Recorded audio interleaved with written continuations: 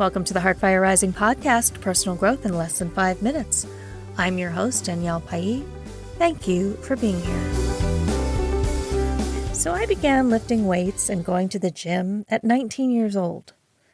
Now, I've never been athletic, but I've always been physically active. Therefore, I can tell you with certainty that when I visited the local gym in my 20s and 30s, I didn't need random men at the gym helping me set up equipment that I either already knew how to use or had no problem reading the instructions on new machines. Now, in that time in history, they never asked if they could help me, if I needed help, or if I was struggling in any way. They would rush in with bravado and in some cases take the weights away from me to quote-unquote help me. Fast forward to this time last year. I'm now in my late 40s. I arrived at the gym, greeted the young man at the front desk, scanned my own keycard in for admission, and said good morning, probably with far too much enthusiasm for 6:45 a.m. He ignored me. He kept staring at his computer and working. Me being me assumed he just can't hear me, so I repeated myself a little louder this time. Good morning. Finally, he relented. Good morning, he offered under his breath, never looking up from his screen. This really bugged me. The next morning I arrived again, and this time I was wearing this bright red workout gear, offering a cheerful good morning. It happened again. And because I'm, me, I assumed he was hard of hearing and repeated myself louder. Good morning. This time he jumped slightly, looked up from his computer, and greeted me. In fact, he began greeting me every time thereafter, often before I said hello to him, along with the other women who'd followed behind me. Now, in my neck of the woods, most of us are 40-something or older.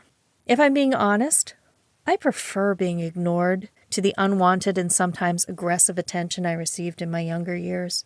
But the sad reality is, many older women are feeling invisible.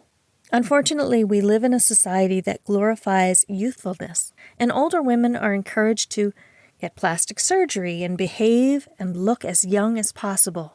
And then they're mocked if their surgery looks fake or if they're trying too hard to appear young. I keep seeing social media posts with titles such as, Women over 35 stop wearing X, Y, and Z. And there's a list of do's and don'ts for how we're supposed to behave. Mocked for being old, and then ridiculed for trying to pass as young. In a recent study conducted by the Media Diversity and Social Change Initiative, they discovered that men surpass women 3-to-1 in Academy Award-winning movies, and women over 40 are non-existent in those roles. Fortunately, this is starting to change, but you are still far more likely to see an older actor with his female love interest being about 20 years his junior. I thought about creating a meditation on Insight Timer, where I've created other meditations, on embracing aging and resting in the acceptance of aging and the wisdom it brings, if you let it.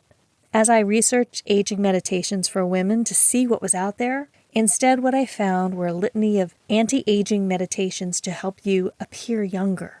Of course, we don't want to age prematurely. We want to stay as healthy as possible. But trying to reverse aging is rarely about becoming physically healthier, more often about just looking the part. In the description of this podcast, I will share a link to the one YouTube video meditation that I found on embracing aging. It is really beautifully done.